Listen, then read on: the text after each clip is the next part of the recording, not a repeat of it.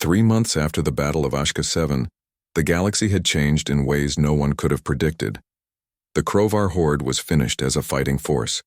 The few survivors had scattered to the edge of known space, warning everyone they met to never attack anyone under human protection. But the real change was happening in the minds of every species across the galaxy.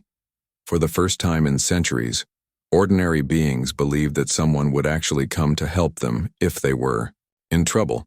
Admiral Chang Ho stood before the Galactic Defense Summit on the neutral world of Harmony Station. Around him sat representatives from over 200 species, all wanting to know the same thing. Would the humans help them too?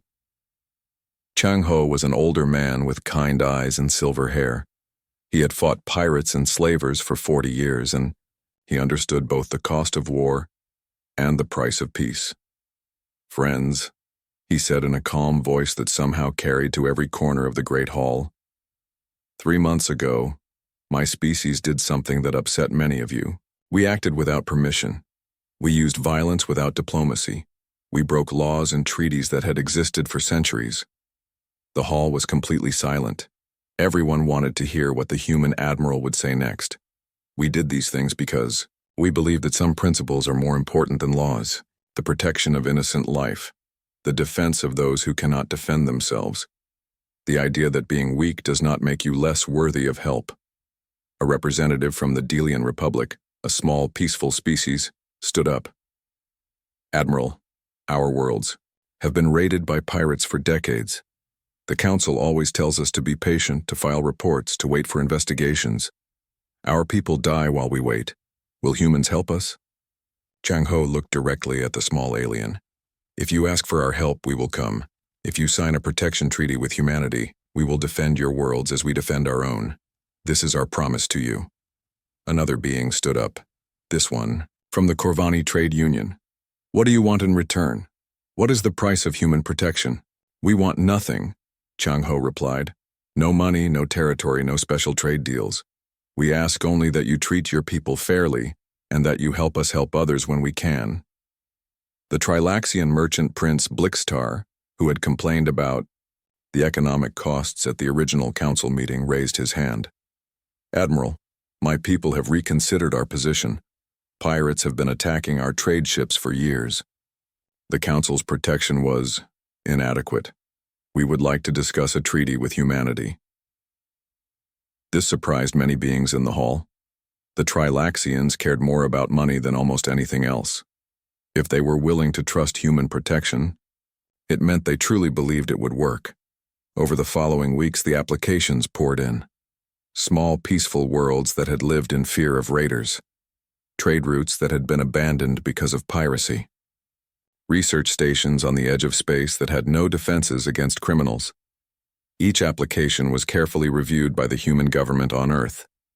They knew they were taking on a huge responsibility, but they also knew they were the only species strong enough and willing enough to do the job.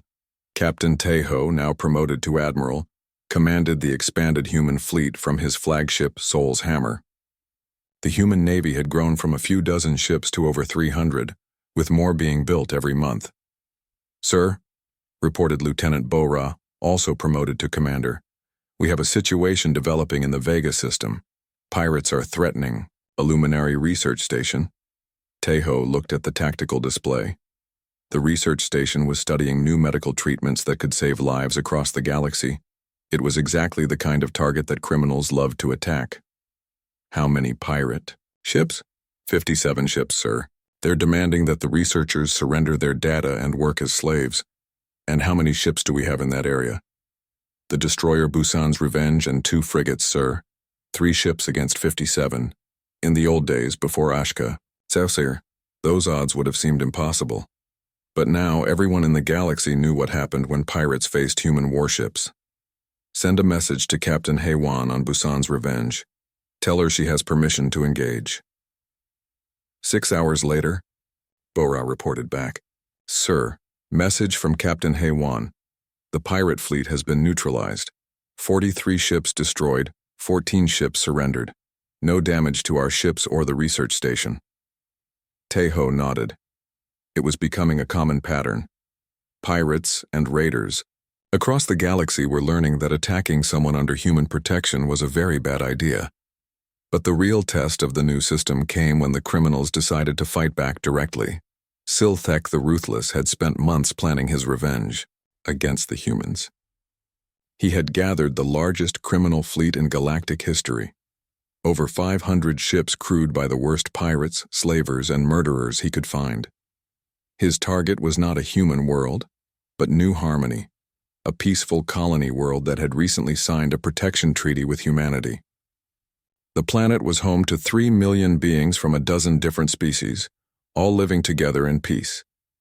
If we can destroy this world before the humans arrive, Silthek told his captains, we will show the galaxy that human protection is worthless. Other worlds will cancel their treaties, and we can return to business as usual. The criminal fleet jumped into the New Harmony system and immediately began attacking the planet. But unlike the Krovar at Ashka 7, Silthek was not interested in taking slaves. He wanted to send a message. His ships began bombing cities and destroying everything they could find. The distress call reached Admiral Tejo within minutes. Admiral, New Harmony is under massive attack. Over 500 hostile ships. They're not trying to capture the planet. They're trying to destroy it completely. Tejo felt a cold anger settle in his chest. This was not about money or territory. This was about murdering innocent people to make a point. How many ships do we have available for immediate response? 37 ships, sir. Send them all. And contact Earth. We need every available ship moved to New Harmony immediately. Sir, even with every ship we can gather, we'll be outnumbered 10-1. Tejo looked at the star chart showing New Harmony. 3 million innocent beings were depending on human protection. Commander Bora, in all of human history, have we ever let numbers stop us from doing what's right? No, sir. We have not. Then, we're not starting now. The human fleet that jumped toward New Harmony was the largest force humanity had ever assembled. 68 ships, including every available battleship, carrier, and destroyer. Leading them was Admiral Chang Ho in his flagship Inchen's Thunder. When they arrived at New Harmony, they found a planet on fire. Silthek's fleet had been bombing the cities for hours. Millions of beings were dead or dying, and the survivors were hiding in shelters underground. All ships, Admiral Chang Ho broadcast to his fleet, we are outnumbered 8-1. The enemy has more ships and more guns. But they made one mistake. They hurt innocent people under our protection. The human ships spread out in attack formation. Every captain, every crew member knew what they were fighting for. Not glory, not territory, but the simple idea that evil should not be allowed to win. All ships, you are weapons free. Show them what humans do to child killers. The battle that followed was the largest space combat in galactic history. 500 criminal ships against 68 human vessels. The fight raged for 6 hours across the entire star system. Human ships died in the battle. Good people gave their lives to protect strangers they had never met. But for every human ship destroyed, 10 criminal vessels were blown apart by human weapons. The criminals had expected an easy victory against a small patrol fleet. Instead, they faced the full fury of human military power. Ships designed by a species that had learned war from the most dangerous planet in the galaxy. Crews trained by the most violent environment in known space. When the battle ended, over 400 criminal ships were destroyed. The survivors fled in terror, spreading word across the underworld that humans were not to be challenged. Silthek the Ruthless died when his flagship was torn apart by mass driver fire from Sol's hammer. His last words, broadcast across the criminal networks, were a warning. Never fight the Deathworlders. They are demons in human form. But the real victory was not the military one. As human rescue ships landed on New Harmony to help the survivors, the galaxy watched and understood what they were really seeing. These were not conquerors, these were protectors. Beings who would sacrifice everything to defend people who could not defend themselves. 6 months later, over 200 worlds had signed protection treaties with humanity.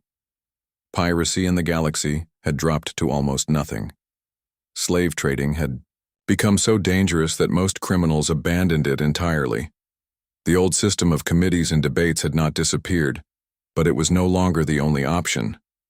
When diplomatic solutions failed, when innocent people were threatened, there was Now an alternative. The humans would come, they would fight, and they would win. Admiral Tejo stood on the bridge of Sol's Hammer, now the flagship of the human protection fleet. His hair was getting gray, and he had scars from battles across the galaxy. But his eyes still held the same determination they had held at Ashka 7. "Sir," reported Commander Bora, "we're receiving a distress call from the Centauri system." With the space battle won, the real work began. Colonel Dong-hyun stood in the drop bay of his transport ship, looking at the 200 Marines under his command. These men and women were the best soldiers humanity had to offer. They had trained, on Earth, where even a simple training exercise could kill you if you made a mistake. "Marines," he said in his strong voice. "The situation on the ground is bad. The Krovar have spread out across the planet in small groups. They're using civilians as human shields. Our job is to get those people out alive." Sergeant Yu-jin raised her hand. "Sir, what about the Krovar troops? Any enemy soldier who surrenders will be taken prisoner and treated according to galactic law. Any enemy soldier who threatens civilians." Dong-hyun's expression became hard as steel. "Will face human justice." The Marines nodded. They understood. This was not about conquest or revenge. This was about saving innocent people. The first wave of drop pods launched from the human ships. These were heavily armored vehicles designed to carry Marines safely through enemy fire to the ground. As they fell toward the planet, Krovar anti-aircraft guns opened fire. Most species would have landed far from the enemy and slowly advanced, but humans had learned warfare on a planet where everything was dangerous. They dropped their Marines right into the middle of the enemy positions. Sergeant Yu-jin's pod crashed through the roof of a Krovar command post. Before the alien soldiers could react, she and her squad were already moving. Human soldiers trained from childhood to react faster than any other species. "Contact left," called out Corporal Jamin. His rifle spoke twice and 2 Krovar soldiers fell. The weapon in his hands fired solid bullets at supersonic speed. Krovar armor, designed to protect against energy weapons, offered no protection. In the basement of the building, they found 30 luminary civilians huddled together. The aliens were terrified, but they brightened when they saw the human soldiers. "Please," said an elderly luminary. "The Krovar soldiers said they would kill us if anyone tried to rescue us." Yu-jin knelt down beside the old alien. Her voice became gentle, completely different from the hard tone she used with her soldiers. "Sir, my name is Sergeant Yu-jin of the Human Defense Force. We're here to get you out. No one is going to hurt you while we're here. But there are so many enemy soldiers. Don't worry about them. Worry about staying close to us and doing what we tell you." Meanwhile, across the city, other human units were conducting similar rescues. The contrast was amazing to watch. These same soldiers who fought like demons against the Krovar became incredibly gentle when dealing with civilians. Corporal Minsu found a group of Krovar soldiers holding 20 children hostage in a school. The aliens had set up weapons pointing at the main entrance and were waiting for human soldiers to try a frontal assault. But humans didn't fight fair. They fought to win. Minsu and his team entered through the windows, the roof, and even through the sewer system. The Krovar soldiers found themselves surrounded before they knew what was happening. "Surrender now and you will not be harmed," Minsu announced in the Krovar language. The alien soldiers looked around at the human weapons pointing at them from all directions. They had heard stories about human soldiers. Stories that said humans never left prisoners alive. But to their surprise, when they dropped their weapons, the humans kept their word. The Krovar soldiers were tied up and left unharmed while the human soldiers tended to the frightened children. "It's okay," Minsu told a small luminary child who was crying. "The bad soldiers can't hurt you now. We're going to take you back to your parents." The child looked up at this human soldier who had been shooting at enemies just minutes before, now speaking in a soft voice and offering her a piece of chocolate from his emergency rations. Across the planet, similar scenes were playing out. Human medical teams led by Dr. Suman worked around the clock treating wounded civilians. Their medical technology was far ahead of what most species used. "This Trilaxian child has internal injuries that our equipment can't handle," said Dr. Veltani, the colony's chief medical officer. Dr. Su-min looked at the scanner readings. "We can fix this. Our surgical robots can repair damage at the cellular level. But such technology is supposed to be impossible. On most worlds, yes. But humans had to develop advanced medicine because our planet kept trying to kill us. We learned to fix injuries that would be fatal for other species. The operation took 6 hours, but the child survived." Dr. Su-min worked without rest, saving lives while outside her window. Human soldiers continued fighting to clear out the last Crovar positions. By the end of the first day, the human Marines had rescued over 30,000 civilians. But the fighting was far from over. Colonel Velkan, the Crovar ground commander, had pulled his remaining forces back to the planetary capital. "Sir," reported Lieutenant Hae-jun to Colonel Dong-hyun, "the enemy has concentrated in the government district. They're holding about 15,000 hostages, including the planetary governor." Dong-hyun studied the tactical map. The Crovar position was strong, with good cover and clear fields of fire. A direct assault would cost many lives, both human and civilian. What about underground access? The city has an extensive tunnel system for utilities and transportation, but the Crovar have probably booby-trapped it. Dong-hyun smiled grimly. "Probably. But humans are very good at dealing with booby traps. We've had lots of practice." The assault on the capital began at dawn. While some human units attacked from the obvious directions to keep the Crovar busy, the main force moved through the tunnels under the city. The Crovar had indeed set traps in the tunnels. Explosive devices, poison gas, and automated guns waited for the human soldiers. But humans had learned to fight in environments where everything was hostile. The traps that would have stopped other species barely slowed them down. Sergeant Yu Jin led the first team to reach the government building. They emerged from a maintenance tunnel directly under the Crovar command post. The fight was short and vicious. Crovar soldiers were tough and experienced, but they had never faced enemies like humans. Human soldiers moved faster, hit harder, and never gave up. More importantly, they were fighting to save innocent lives, while the Crovar were fighting to keep slaves. When the last Crovar position fell, the rescued civilians could hardly believe what they had seen. These human soldiers who had fought like wild animals became gentle protectors the moment the fighting stopped. Governor Tulvaxi of the Luminari was helped from his prison cell by Corporal Jae-min. The old politician was weak from captivity, but his eyes were bright with gratitude. "Young soldier," he said, "I have heard stories about your species, stories that said humans were violent and dangerous. We can be, Governor, when we need to be, but you risked your lives to save us. We are not even your people." Jae-min helped the governor walk toward the medical station that Dr. Su-min had set up. "Governor, my people have a saying, the only thing necessary for evil to triumph is for good people to do nothing. You needed help. We could provide it. The choice was simple." As the rescue operation continued, word spread across the galaxy about what had happened at Ashka 7. The humans had not just won a military victory. They had shown the galaxy something it had never seen before. A species capable of incredible violence, but who used that violence only to protect the innocent. Warriors who became healers the moment the fighting stopped. Soldiers who would risk everything for people they had never met. The age of galactic peace through weakness was ending. The age of peace through human strength had begun. But the real test would come when the galaxy learned what the humans had done, and how they would react to it. Zephyrian extremists are attacking a mixed species colony. Teho looked at the message. The Zephyrian government. The news traveled across the galaxy faster than any ship. Within hours of the battle at Ashka 7, every major world knew what had happened. The reaction was immediate and explosive. On Nexus Prime, the Galactic Council was in complete chaos. Representatives from dozens of species shouted at each other in the Great Chamber. Some were angry, some were afraid, and some were confused. Council Speaker Morden, a tall being with silver skin and 4 eyes, called for order. "Beings of the Council, we must discuss this situation calmly." "Calmly?"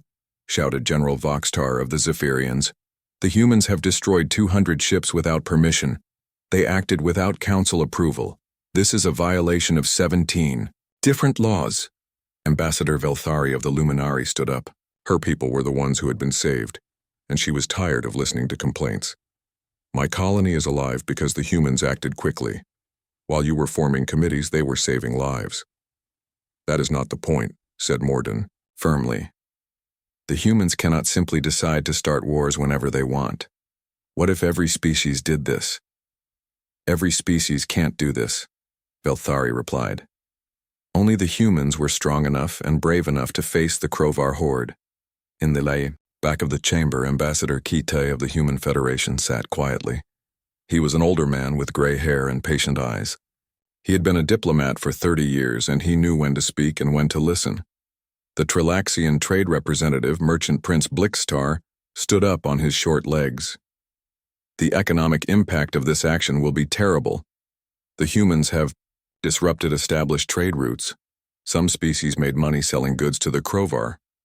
You made money from slave traders? Velthari asked, her voice cold with disgust. Business is business, Blixstar replied. Morality is expensive. Finally, Council Speaker Mordun called Ambassador Kite to the center of the chamber. Ambassador Kite, your species has violated multiple galactic laws. You started a war without permission. You destroyed hundreds of ships. You killed thousands of beings. How do you explain this? Kite walked slowly to the speaking platform. He looked around the chamber at all the different species, each with their own concerns and fears about what humans had done. Honored Speaker, he said in a calm voice, you are right. We broke your laws. We started a fight without permission. We killed many Krovar soldiers. The chamber became quiet. Many representatives had expected the human to make excuses or argue about legal details. But, Kite continued, 50,000 innocent people are alive today because we broke those laws. 15,000 children are with their families tonight because we started that fight. The law exists for good reasons, Morden said. If every species acts alone, we will have chaos. Speaker Mordun, may I tell you about human law? Our oldest legal principle says that sometimes you must choose between following rules and doing what is right. When innocent people are dying, we choose to save them. General Voxtar stood up angrily. So humans think they are above galactic law? No, General. We think that some things are more important than law, like the lives of children. While the council argued, the real story was being told across the galaxy by the people who had been saved. The luminary colonists from Ashka 7 were speaking to news services, telling everyone what had really happened. Elder Morthani, one of the rescued civilians, appeared on the Galactic News Network. The old Luminari's voice shook with emotion as she spoke. The Krovar soldiers told us we would all die or become slaves. They said no one would come to help us because we were too far away and too few to matter. The news reporter, a Zephyrian, named Velcox, asked, when did you first know that help was coming? We heard the explosions in space. The Krovar soldiers became worried. Then we heard human voices on our communication systems, telling us that rescue was coming. What was it like when the human soldiers arrived? Morthani's eyes filled with tears. They fought like nothing I had ever seen. The Krovar were so afraid of them. But when they spoke to us, they were gentle. A human soldier named Sergeant Eugene carried my granddaughter to safety. She gave her chocolate and told her jokes to stop her crying.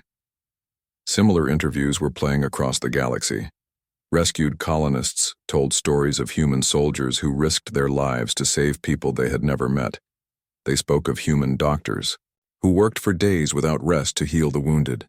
They described human engineers who rebuilt damaged cities in weeks instead of months. The story that had the biggest impact was told by young Kethani, a 7-year-old Luminari child. She appeared on the news with her parents holding a small human toy soldier that Corporal Jamin had given her. The bad soldiers said they would hurt me if my parents didn't do what they wanted, she said in her small voice. But then the human soldiers came. They scared away all the bad soldiers. And this one human soldier, he was very big and looked scary, but he was nice to me. He told me that humans always protect children, even if they're not human children. That interview was watched by billions of beings across the galaxy. Many species that had been afraid of humans began to think differently. But not everyone was happy with the human actions. In the criminal underworld of the galaxy, the destruction of the Crovar horde sent shockwaves through every pirate and slaver organization. On the hidden world of Torval's Rest, crime bosses from a dozen species met in emergency session. The meeting was led by Silthek the Ruthless, a Zephyrian who had built an empire on slavery and murder. The humans have upset the natural order, he hissed to the other criminals. For centuries, the Galactic Council has been too weak to stop us. We could raid colonies and take slaves without real consequences. But 12 human ships destroyed the entire Crovar fleet, said Grixtal, a Trilaxian smuggler. How is that possible? It doesn't matter how, replied Silthek. What matters is that the humans have declared war on our way of life. If they are allowed to continue, they will destroy all of our operations. The criminals began to plan. If the humans wanted to play protector to the galaxy, they would learn that some enemies fought back. Meanwhile, on Earth, the human government was dealing with its own problems. Prime Minister Park Yeonju sat in her office in Seoul, reading reports from across the galaxy. Ma'am, said her aide, the Galactic Council is demanding that we withdraw our fleets and pay damages to the families of dead Crovar soldiers. What do our people think? She asked. The public supports the action completely. Approval ratings are at 90%. People are proud that we saved those colonists. Park Yeonju looked out her window at the city below. Earth had changed, a lot since joining the galactic community. But humans were still humans. They still believed in protecting the weak and fighting for justice. Send a message to the council, she said. Tell them that we regret any diplomatic inconvenience our actions may have caused, but also tell them that human ships will continue to respond to distress calls from innocent civilians, regardless of council approval. Ma'am, that might cause a diplomatic crisis. Better a diplomatic crisis than dead children. As news of the human position spread, something unexpected began to happen. Other species started to contact human embassies asking for protection agreements. The first was the Etherian Confederation, whose peaceful nature made them targets for raiders. Then came the Trilaxian free traders, who wanted human escorts for their cargo ships. Even some Zephyrian colonies requested human protection from criminal organizations. Within a month, over 50 worlds had signed protection treaties with humanity. The galaxy was choosing between the old system of committees and debates and the new system of human strength protecting the innocent. But the real test was still coming. The criminals who profited from the old system were not going to give up without a fight. And when they struck back, the galaxy would learn whether human protection was just words or something they could truly depend on. The human fleet dropped out of hyperspace at the edge of the Ashka 7 system. What they saw made even the hardest veterans angry. The beautiful blue and green planet was surrounded by Crovar ships dropping bombs on the cities. Fires burned across. The continents and escape pods fled toward empty space only to be shot down by Crovar fighters. My God, whispered Lieutenant Bora. They're not even trying to capture the cities intact. They're just destroying everything. Commander Teho gripped his command chair tighter. On Earth, even the worst human armies tried to avoid killing civilians. But the Crovar seemed to enjoy it. Communications. Open a channel to all Crovar ships. Channel open, sir. Teho's voice was calm, but everyone who knew him could hear the anger underneath. This is Commander Teho of the Human Defense Fleet. You are attacking innocent civilians. You have 30 seconds to cease all hostile actions and withdraw from this system, or we will consider you enemy combatants. On the Crovar flagship, Warlord Gastuk heard the message and laughed. 30 seconds? These humans think they can give orders to the mighty Crovar horde. He turned to his weapons officer. Target their lead ship. Show them what happens when someone threatens us. The massive Crovar battleship fired its main energy cannon. The beam of pure destruction raced toward Sol's hammer at the speed of light. The blast hit the human ship directly on the front armor. The bridge shook, and sparks flew from damaged systems. But when the energy faded, the ship was still there. Lieutenant, Bora checked her damage report. Sir, minor damage to the forward armor, no serious injuries. Gustuk stared in shock. His most powerful weapon had barely scratched the human ship. Impossible. That blast should have destroyed them completely. On Sol's hammer, Commander Tejo spoke into his communicator. All ships, you are weapons free. Target their ships attacking the planet first. Let's save some lives. What happened next would be talked about in military schools across the galaxy. For centuries, the human ships did not fight the way other species fought. Most galactic warfare happened at long range, with elegant energy weapons trading precise shots across thousands of kilometers. The humans charged straight into the middle of the Krovar fleet. Admiral Hai Jin on Inchin's Fury led the attack. Her massive battleship accelerated toward the enemy at full speed, ignoring the dozens of energy beams hitting her armor. All weapons, target the ships bombing the cities, she commanded. The human mass drivers opened fire. These weapons took chunks of dense metal and accelerated them to incredible speeds using magnetic fields. When they hit Krovar ships, the results were devastating. The first Krovar cruiser took a direct hit from 3 mass driver rounds. The solid metal projectiles punched through the alien ship's energy shields like they were made of paper. The ship exploded in a ball of fire and debris. "Impossible!" screamed Gustuk. "Their weapons shouldn't be able to penetrate our shields." His science officer was frantically checking readings. "Warlord, their weapons are not energy-based. Our shields are designed to stop energy beams, not solid projectiles." Captain Jinwoo's carrier ship Busan Rising launched its fighter squadrons. 50 human fighters swarmed into space, their pilots eager to stop the massacre happening on the planet below. Lieutenant Hei Wan led the first attack group. She saw a group of Krovar ships shooting at refugee transports trying to escape the planet. Blue Squadron, target those ships attacking the transports. No mercy for child killers. The human fighters moved like angry wasps. Their weapons were smaller than the big ship guns, but they fired the same type of solid ammunition. Krovar fighters, built for fighting other energy weapon ships, had no defense against kinetic projectiles. In minutes, the Krovar fighters were destroyed or fleeing.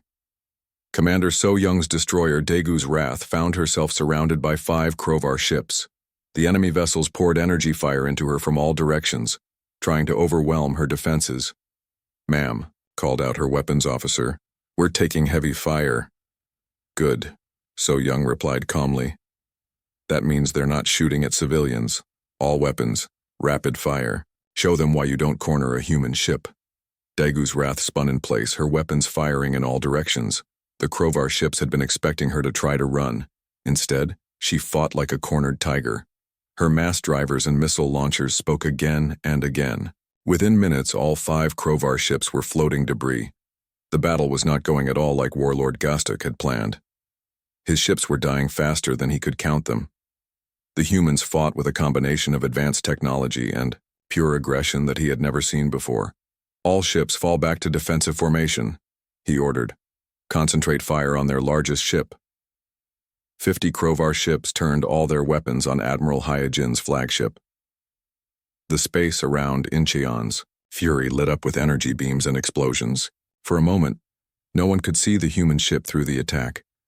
When the firing stopped, the human battleship was still there. Her armor was glowing red-hot in places, and some of her weapons were damaged, but she was still fighting. "This is Admiral Hee Jin to all ships." Her voice came over the radio, calm as if she was discussing the weather. "I'm a little busy right now, so could someone please deal with the ships that just shot at me?" The response was immediate. Every human ship in the fleet turned toward the Krovar formation. Their weapons spoke as one voice, and 20 Krovar ships disappeared in explosions of light. On the planet below, Krovar ground troops heard the battle raging in space. Some of them looked up at the sky and saw their mighty fleet being destroyed by a handful of human ships. Colonel Velkan, commanding the ground forces, contacted the flagship. "Warlord, we need immediate evacuation. The humans are winning up." "There." "Impossible," Gustuk replied. "We have 200 ships." "Had, Warlord. You had 200 ships.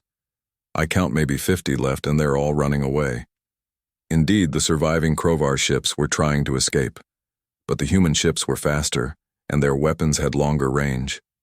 One by one, the fleeing Krovar vessels were caught and destroyed. Warlord Gostuk realized his mistake too late. He had thought that 12 ships could not defeat 200, but he had not understood that these were not ordinary ships. These were vessels built by a species that had learned war from the most violent planet in the galaxy.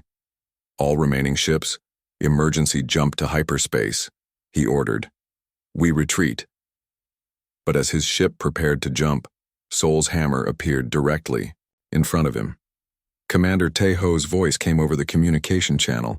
Warlord Gostuk, this is Commander Teho. You came here to hurt innocent people. Now you want to run away. I have a better idea. The human ship's main guns fired. The massive projectiles hit Terror's Edge dead center.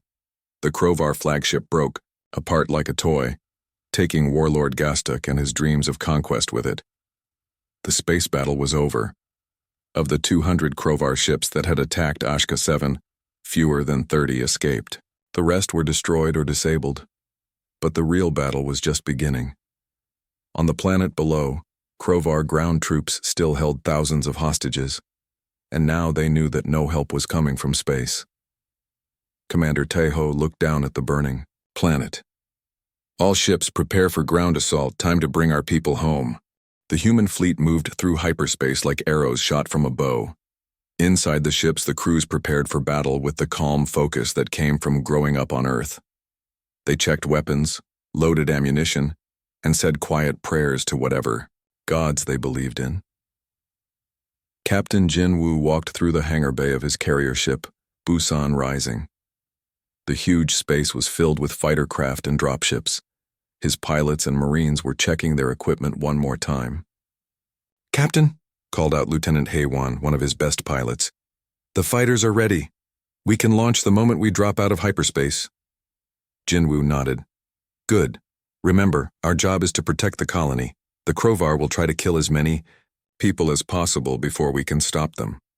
On the bridge of Incheon's Fury, Admiral Hyojin studied the battle reports from other fights with the Krovar horde. She was a small woman, but her eyes were hard as steel. She had fought pirates and raiders for 20 years. "Minho," she called to her chief engineer, "tell me about our weapons." Engineer Minho was a young man who loved his job. He could make any machine work better, and he knew every weapon on the ship. "Admiral, we have 80 mass drivers, 50 missile tubes, and 40 laser cannons. Our armor is 30 meters thick." Standing. Nearby was Zefali, an alien observer from the Etherian race. She had been assigned to watch the human fleet and report back to the council. Her energy body shimmered with confusion. "I do not understand your weapons," she said in her musical voice. "Why do you use solid projectiles instead of pure energy?" Minho smiled. "Lady Zefali, let me explain. See, most species in the galaxy evolved on nice, safe planets. Your weapons are elegant and clean. They work by manipulating energy fields." He led her to a viewing window that showed one of the mass driver turrets. The weapon was huge and ugly, made of thick metal and heavy machinery. "Our weapons work differently," Minho continued. "This mass driver takes a piece of metal the size of your fist and shoots it at 1/10 the speed of light. When it hits something, it doesn't just damage it, it destroys it completely." Zefali's energy form flickered. "But that seems so primitive." "Maybe, but it works. You see, we learned warfare from our planet. Everything on Earth taught us how to fight." Minho pointed to another weapon. "Our missiles have nuclear warheads. Our lasers can cut through a mountain. Our armor is made from metals that would be impossible to find on most worlds. Why do you build such terrible weapons? Because Earth tried to kill us every day. Earthquakes, volcanoes, storms, diseases, predators. We had to become strong or die. So we became very good at making things that could destroy our enemies." Meanwhile, in the deep space between stars, the Krovar horde was celebrating. Warlord Gostuk stood on the bridge of his flagship, Terror's Edge. He was a huge creature with 4 arms and skin like black metal. His species had conquered dozens of worlds. "Report," he growled to his second-in-command. "The colony's defenses are broken, Warlord. Our landing forces have captured most of the population. We estimate we can take 40,000 slaves. Gustuk showed his teeth in a smile. Slaves were valuable. They could be sold to work in the mines or factories of criminal organizations. Excellent. How many ships did they send for help? No ships yet, Warlord. The Galactic Council is still arguing about what to do. Gustuk laughed. The Council is full of cowards. They will talk and talk while we finish our work here. But then a younger officer ran onto the bridge. Warlord, our long-range sensors show ships approaching. How many ships? 12 ships, sir. Gustuk laughed even louder. 12 ships? Against our fleet of 200? Who is foolish enough to attack us with only 12 ships? The officer looked at his scanner again. His face became worried. Sir, the ships are human. The bridge became quiet. Every Crovar had heard stories about humans. They were the species that came from a death world so terrible that most beings could not even breathe its air. Humans, Gustuk said slowly. Well, Deathworlders or not, 12 ships cannot defeat 200. Prepare for battle. Back in the human fleet, the ships were almost ready to drop out of hyperspace. Commander Teho stood on his bridge, looking at the tactical display. Each of his 12 ships was represented by a blue dot. Soon they would face 200 red dots. Lieutenant Bora walked up to him. Sir, are you worried about the odds? Teho thought about his answer. Bora, do you remember the story of the Battle of Thermopylae from Earth's history? The 300 Spartans who fought the Persian army? Yes, they were outnumbered, but they knew they were fighting for something important. They were protecting their homes and families. Bora nodded.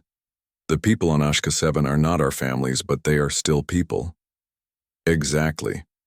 And humans have never been good at walking away from people who need help. Throughout the fleet, similar conversations were happening.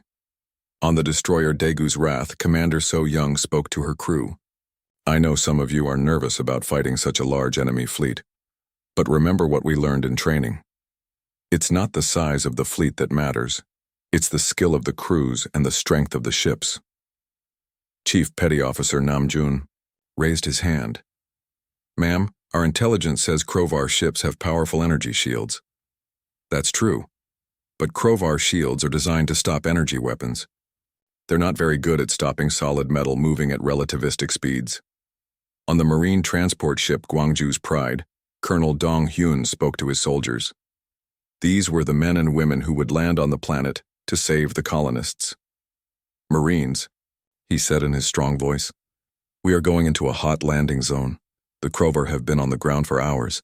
They have taken hostages and set up defensive positions. Sergeant Yu-jin stood up. She was a small woman, but every Marine in the room knew she was one of the toughest fighters in the fleet.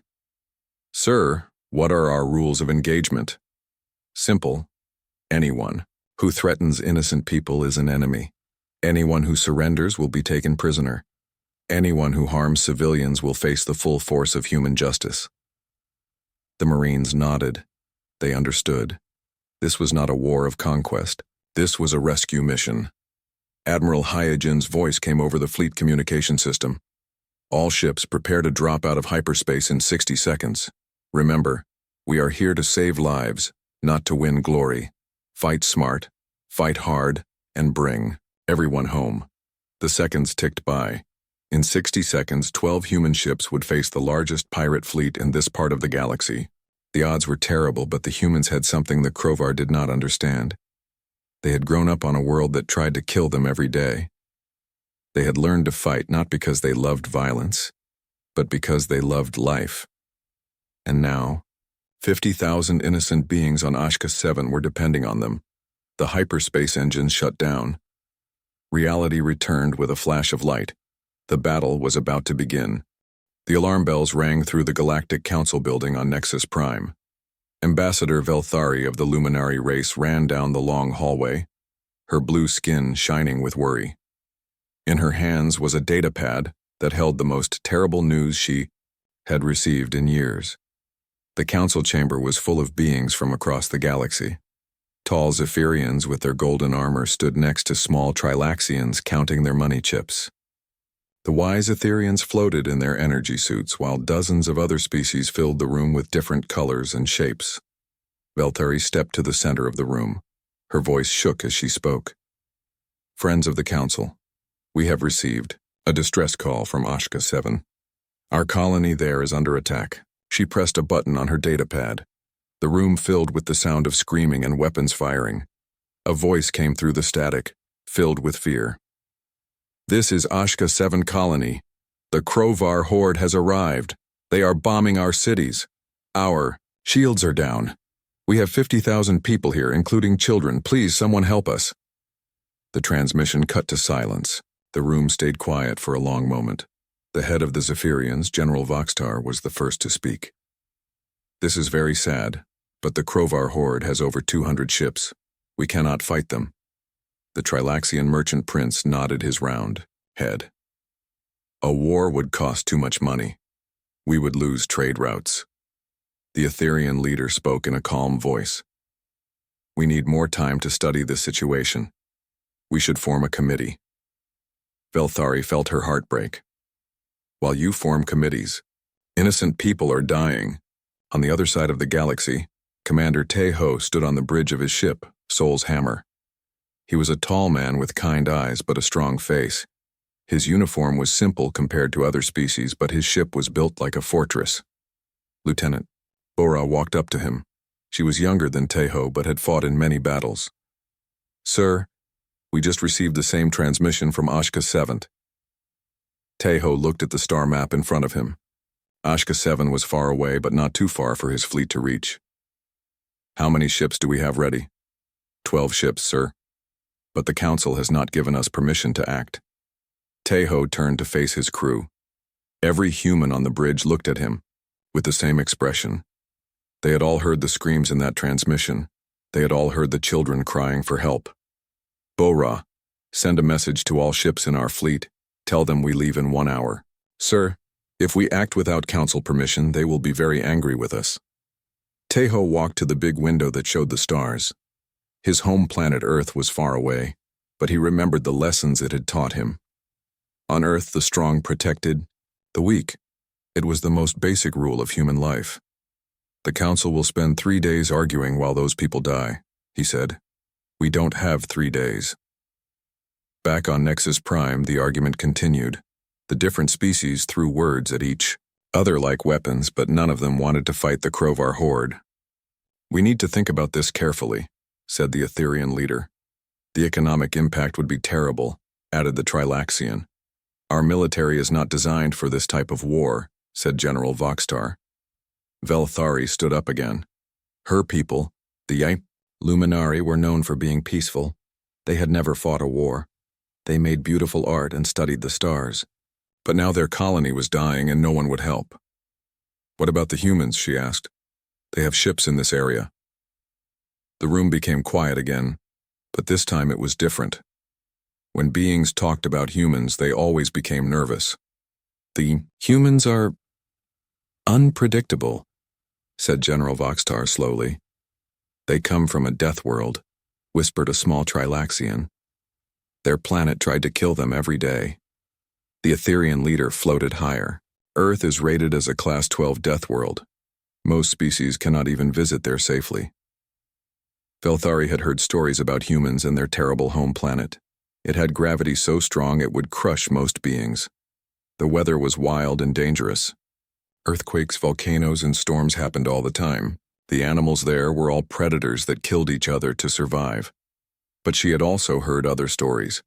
Stories of human doctors who could heal wounds that other species thought were impossible to fix. Stories of human engineers who could build things that lasted forever. Stories of human soldiers who never left their friends behind. Maybe unpredictable is what we need right now, she said. Meanwhile, Teho's fleet was getting ready to jump to hyperspace. Each ship was loaded with weapons and supplies. The humans knew this would be a hard fight, but they also knew they could not let innocent people die. Captain Jinwoo contacted Taiho from his carrier ship, Busan Rising. Commander, are you sure about this? The Crovar have many more ships than us. Jinwoo, how many people live on your home city on Earth? About 10 million, sir. If 10 million people in Busan were under attack and you had 12 ships to help them, what would you do? Jinwoo smiled. I would attack, sir. The people on Ashka 7 are not from Earth, but they are still people. They have families. They have children. That makes them our responsibility. Admiral Hyojin spoke from her flagship, Incheon's Fury. She was the highest-ranking human in this part of the galaxy. All ships report ready, Commander Taiho. Taiho looked one more time at the message from Ashka 7th. Somewhere in space, the Krovar horde was probably celebrating their easy victory. They had done this many times before. Attack a weak colony, kill anyone who fights back, and take the rest as slaves. But this time would be different. This time, they had attacked someone under human protection, even if they didn't know it yet. All ships jump to hyperspace. Target: Ashka 7. Time to jump. Now. The 12 human ships disappeared into hyperspace, leaving only empty space behind them. They were heading toward a battle that would change how the galaxy thought about war, peace, and protection. On Ashka 7, the attacks continued. Krovar ships dropped bombs on the cities, while ground troops landed to capture survivors. The colonists hid in shelters, not knowing that help was coming. But in the darkness between the stars, 12 ships traveled faster than light toward their location. These ships carried humans who had learned to fight on the most dangerous planet in the galaxy. Earth had taught them that life was precious, and that the strong must protect the weak. The Krovar horde was about to learn what happened when someone threatened innocence under human protection. They were about to discover why most of the galaxy was afraid of the species from the death world called Earth.